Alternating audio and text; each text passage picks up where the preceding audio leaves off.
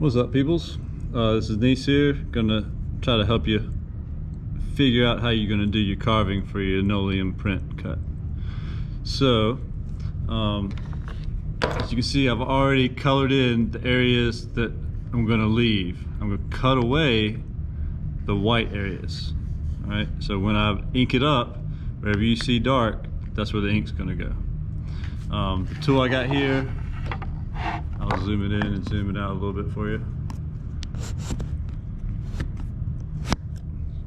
So this tool right here is what you're going to use to keep from cutting yourself, right? Because a lot of times people would sit here, put it there, put their hand in front of it, start carving, boom, stab yourself. Don't do that. So that's why we have this handy dandy tool right here. Part of the lip right here is going to catch on the edge of your table. So when I put it up against the edge, it's not going to go anywhere. And then I can put my print right there, and I'm going to hold it from behind and carve. Right, so I'm going to zoom back in so you can see what you're looking at. Right about there, that'd be good. All right, so you can use ones that have, not sure how well you can see that, like a kind of a C shape. Some of them are more like a V shape. And there's all little tiny ones too, but for our purposes, we want to keep it simple, and we want it thick and bold, right? So when you're carving, don't carve down into it. You want to carve across it, like you're digging a ditch. And I kind of wiggle as I go across, instead of trying to force it through, because if you force it through, you're gonna mess it up. Big important thing: never put your hand up here, because that's stab, stab, stab. Always keep your hand behind the blade. If you need to turn it to cut something, you can do that. So let's go ahead and do it. Hold it down, and I'm gonna wiggle, wiggle, wiggle. Carve away some of that stuff. Bam, I got a little piece coming off. Come in again, wiggle, wiggle, wiggle.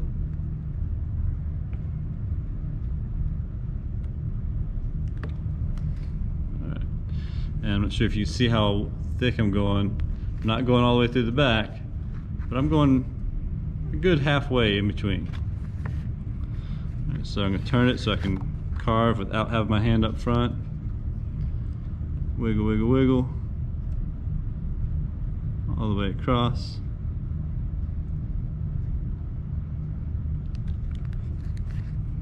Turn it again so I can wiggle without cutting myself.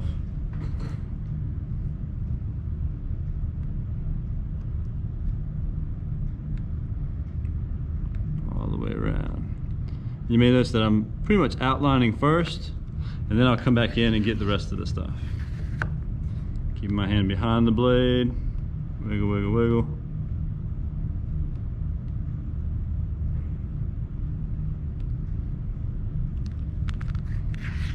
Another one right here, wiggle, wiggle, wiggle. And I'm going to go all the way around the Wu-Tang symbol as well. Little funky shape right here.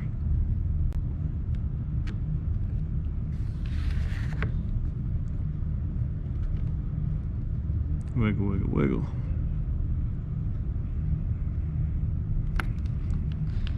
Turn it so I can get in there.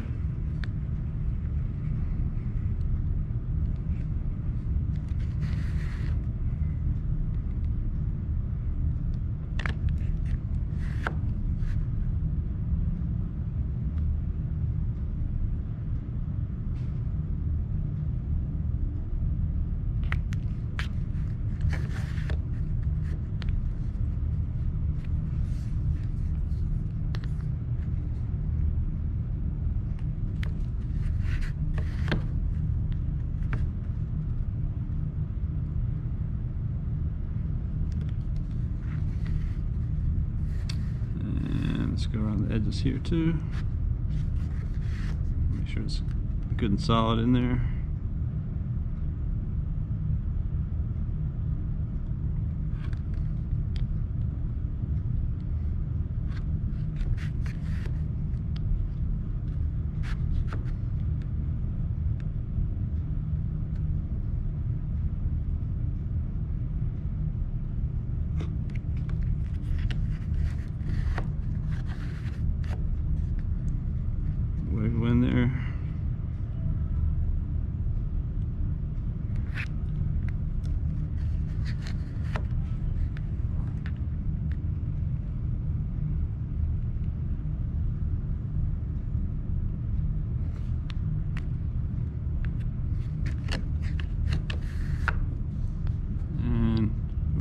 wiggle.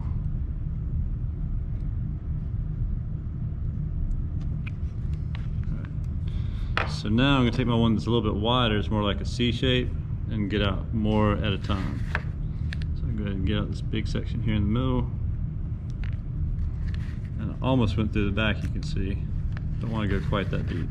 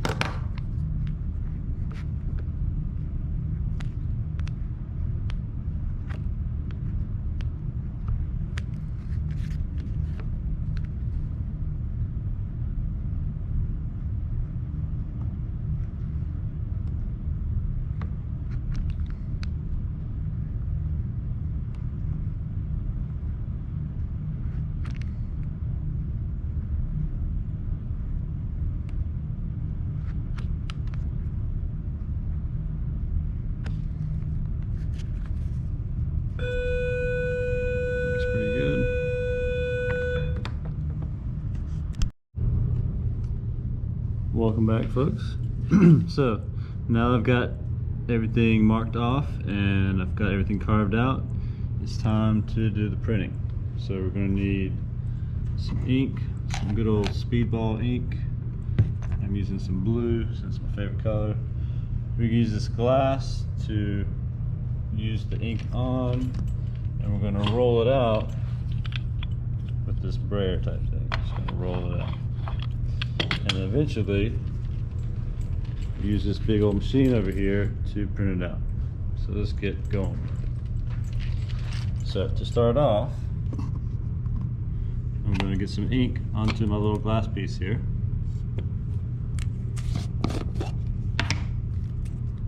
Scoop out a little bit. That's plenty. You don't need, that's probably too much. In fact, I'm going to put a little bit back. So I'm going to put that on there. Put it on my glass. See, I don't have a whole lot up there. Make sure I put the lid back on the ink. Might even want to get Mr. Neese to put the ink on there for you. Probably a good idea. And we're going by sound. Alright, so how do I know when it's thinned out perfectly?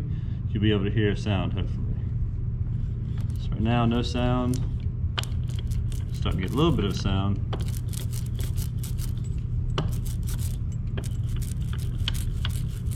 That's the sound. And you notice I'm going vertical and horizontal because I want to make sure that the whole thing is covered. See, I missed a little spot right there.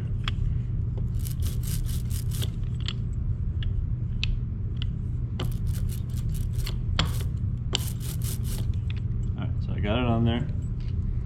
And now I'm going to ink it onto here. Alright, so let's see if I can do it one-handed. So I'm going to roll it onto it back and forth. See if I can set it up so I can do it with my hands. Alright, cool. That should work.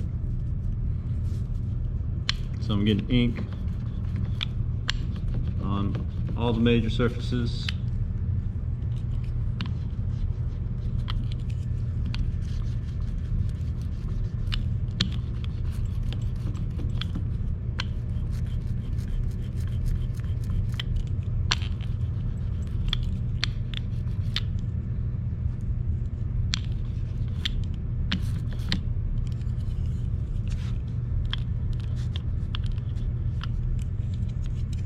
So it looks like I got a pretty decent layer of ink on there. And then when I put the roller down, don't put it down like this. You want to put it with this part sticking up, right? So I'm going to put it like that. And now we're going to set it up for the print. Right, so this thing is going to roll it through. Right, I'm going to roll it through to print it. So I pull back the covers with one of the yellow sheets to protect the cover, and one of the other yellow sheets is still down to protect the actual device. Alright, so I'm going to take my print and put it face up just like that, and then I'm going to get my piece of paper. This one's a little bit too big, but it's going to be alright, and I'm going to lay it down. Don't move it around much, I'm just going to lay it right down on there. And I like to hold it, and then I'm going to, it's going to be kind of hard to camera and do both hands. So I just put the cover back over top of it. You can see underneath, still got my hand on it. So I'm going to put the cover down and hold it down as I roll it through the thing. Alright, so I'm going to set this up. See if I can get this to show you how it goes through the machine. Alright, so I'm holding my hand on it, I'm going to roll it through, and the wheel will start rolling when it hits the print, and then I roll it back through. And then I'm going to roll the cover back. A little bit further, and then pull my paper up to see if it came out right. Not too bad. You can see I needed to use some more ink than I used, but it covered most of the surfaces. So you do that at least 4 times to get some good quality prints. You want all that to be blue or whatever color you use, and you want the other areas to remain white. Hit me up if you got any questions.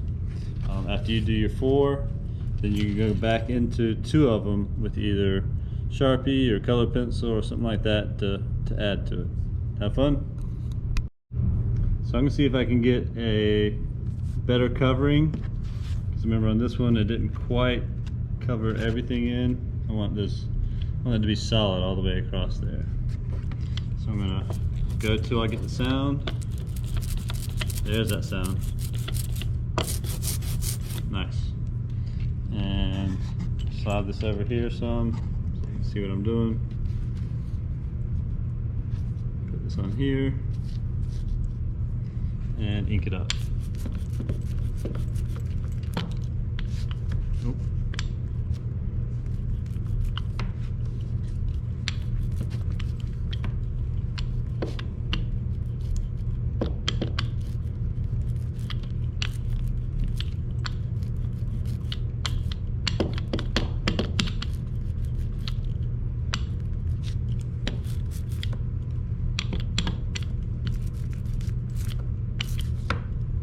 So I think I got a better amount of ink on it this time. Put it face up. Come over here and get my piece of paper. Lay the paper down on top. Put the covers down over it. Hold it. And we'll see if hopefully you can see it as I roll it through. You know what? I'm going to lower it just a little bit.